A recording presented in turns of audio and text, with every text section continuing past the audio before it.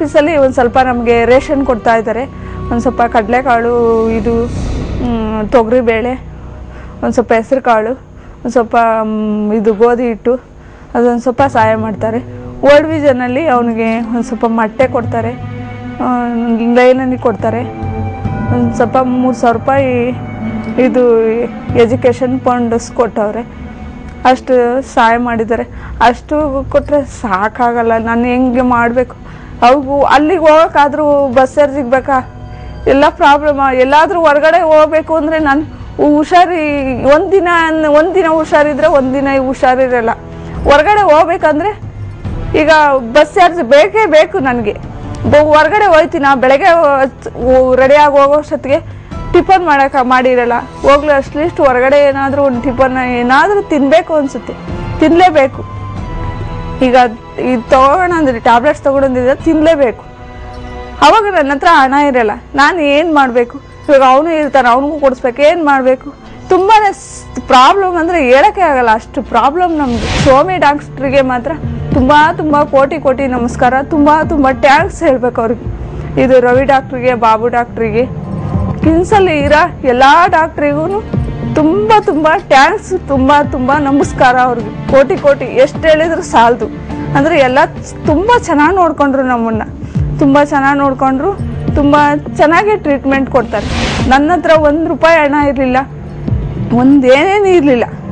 ಆದರೆ ಎಲ್ಲ ಹಾಕ್ಕೊಂಡು, ಮೆಡಿಸಿನ್ ಎಲ್ಲ ಹಾಕ್ಕೊಂಡು, ಎಲ್ಲ ಅವರೇ ಎಲ್ಲ ಇದು ಮಾಡ್ಕೊಂಡು, ಊಟಕ್ಕೆ 1.5 ತಿಂಗಳು 2 ತಿಂಗಳು ಎಲ್ಲ ಊಟ ತಿಂಡಿ ಎಲ್ಲ ಅವ್ರದ್ದೇ.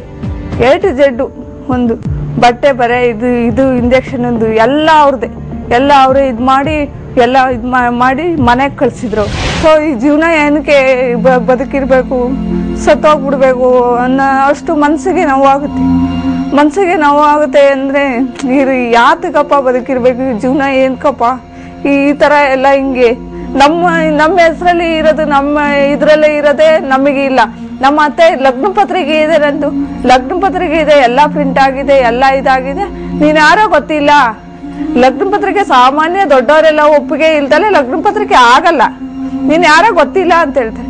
ನನ್ನ ಒಡವೆ ನಾನೇ ಕೊಟ್ಟಿದ್ದೀನಿ, ನೀನು ಒಡವೆನೇ ಕೊಟ್ಟಿಲ್ಲ ಅಂತ ಹೇಳ್ತಾ ಇದ್ದಾರೆ. ಏನು ಹೇಳ್ಬೇಕು ನಮ್ಮ ಅತ್ತೆಗೆ? ಇಲ್ಲ, ಪೂರ್ತಿ ನೀನೇನು ಕೊಟ್ಟಿಲ್ಲ, ನನಗೆ ಒಡವೆನೇ ಕೊಟ್ಟಿಲ್ಲ, ಸುಳ್ಳು ಹೇಳ್ತಾ ಇದ್ದಾರೆ ಅಂತ ಹೇಳ್ತಾ ಇದ್ದಾರೆ.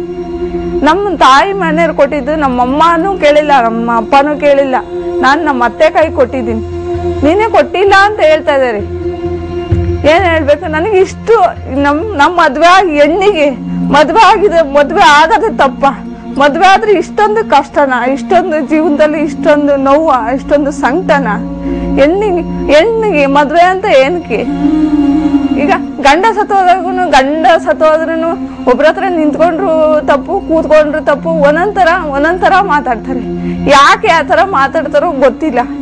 ಅದು ತಪ್ಪು ಮಾಡ್ದಿದ್ದಾರಲ್ಲ, ತಪ್ಪು ದಾರಿಗೆ ತೊಳ್ತಾರಲ್ಲ, ಯಾಕೆ ಆ ಥರ ತೊಳ್ತಾರೆ ಗೊತ್ತಾಗ್ತಾ ಇಲ್ಲ ನನಗೆ. ಒಂದು ಯಾವುದಾದ್ರೂ ಒಂದು ಓಡಾಡ್ಕೊಂಡು ಜಾಬ್ ಮಾಡೋದು ಒಳ್ಳೇದೊಂದು ಜಾಬು ಕೆಲಸ ಬೇಕು. ಒಂದು ನಮಗೆ ಸೇಫ್ಟಿಯಾಗಿ ಇರಬೇಕು. ನಮ್ಗೆ ಯಾರು ಏನು ಅನ್ಬಾರ್ದು. ನಾವು ಯಾವತ್ತೂ ಏನು ತಪ್ಪು ಮಾಡಲ್ಲ. ನಮ್ಗೆ ಯಾರು ಏನು ಅನ್ಬಾರ್ದು. ನಮಗೆ ಅಂದರೆ ನಾವು ತಡ್ಕೊಳಲ್ಲ. ಮನಸ್ಸಿಗೆ ತುಂಬ ನೋವಾಗ್ಬಿಡ್ತೀವಿ. ನಾವು ಆಗಲೇ ತುಂಬಾ ನಮ್ಮ ಯಜಮಾನ್ರು ಕಳ್ಕೊಂಡು ತುಂಬ ನೊಂದೋಗ್ಬಿಟ್ಟಿದ್ದೀವಿ.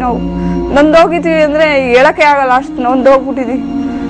ಇನ್ಮೇಲೆ ನೋವು ಮಾಡಿದರೆ ನಮಗೆ ತಡೆಯೋಕ್ಕಾಗೋದಿಲ್ಲ. ಅದೇ ಒಂದು ಅಂಗಡಿ ಹಾಕೊಟ್ಬಿಟ್ರೆ ನನಗೆ ತುಂಬ ಸಹಾಯ ಆಗುತ್ತೆ, ತುಂಬಾ ಅನುಕೂಲ ಆಗುತ್ತೆ. ನನಗೆ ಕೂತ್ಕೊಂಡು ಬಿಸ್ನೆಸ್ ಮಾಡೋದು. ನನ್ನ ಚಿಲ್ಲರೆ ಅಂಗಡಿ ತುಂಬ ಮೈಂಡ್ ಇದೆ. ನನಗೆ ಆ ಅಂಗಡಿ ಕೊಟ್ಬಿಟ್ರೆ ನನಗೆ ಎಲ್ಲಾದರೂ ಒಂದು ಆಸ್ಪತ್ರೆ ಹತ್ರ ಎಲ್ಲಾದರೂ ಒಂದು ಜಾಗ ಮಾಡಿಕೊಟ್ಬಿಟ್ಟು ಒಂದು ಅಂಗಡಿ ಕೊಟ್ಬಿಟ್ರೆ ನಾನು ತುಂಬಾ ಟ್ಯಾಂಕ್ಸ್ ಹೇಳ್ಬಿಡ್ತೀನಿ ಎಲ್ಲ. ನಾನು ಒಳ್ಳೆ ಮನೆತನದ ಹುಡುಗಿ ಬಂದವಳನು. ನಾನು ಒಬ್ಬಳೇ ಮಗಳಾದ್ರೂ ಚೆನ್ನಾಗಿ ರೀತಿ ನೀತಿ ಚೆನ್ನಾಗಿ ಬೆಳೆಸಿದ್ರು ನಮ್ಮ ಮನೇಲಿ. ಅದು ಇಷ್ಟ ಆಗಲ್ಲ ನನಗೆ. ಅದಂದರೆ ಮೊನ್ನೆ ಅಂದರೆ ನೆನೆಸ್ಕೊಂಡ್ಬಿಟ್ರೆ ಜೀವನದಲ್ಲಿ ಬದುಕಲೇಬಾರ್ದು ಅನ್ನೋ ಅಷ್ಟೊತ್ತು. ಆದರೆ ಮಗು ಇದೆಯಲ್ಲ, ಆ ಮಗುಗೋಸ್ಕರ ಆದರೂ ಬದುಕಬೇಕು ನಾನು ಜೀವನದಲ್ಲಿ ಅಂತ ಎಲ್ಲ ಕಷ್ಟನೂ ಬಂದ್ರೂ ಸಹಿಸ್ಕೊಂಡು ನಾನು ಬದುಕ್ತಾ ಇದ್ದೀನಿ.